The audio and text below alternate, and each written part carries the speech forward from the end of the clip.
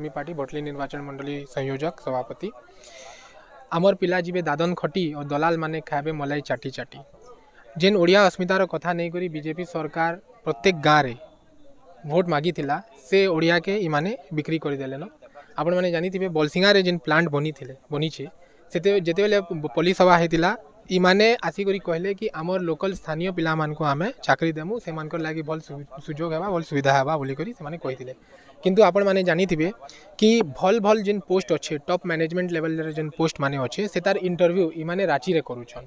मुई आमर जेन बीजेपी सरकार अच्छे और जेन आमर स्थानीय विधायक अच्छन एमएलए इलाशीष आचार्य श्रीजुक्त से मान को मुई पचराबार के चाहूचे कि से चाकरी रो इंटरव्यू का हला जे रांची रे हला बरगढ़ रे का अस्मिता बिकी देले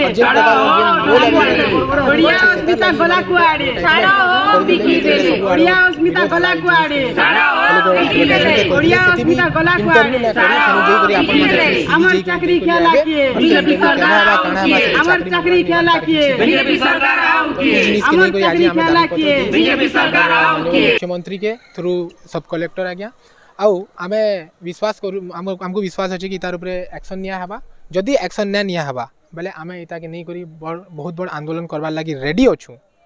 लेकिन आमे एबे भी मौका दउछु सरकार के जिन भूल माने इमाने करिजन सेटा के सिमाने फिराबे नाले आमर आडू भटली निर्वाचन मंडली तरफ बहुत बड़ आंदोलन हेबा।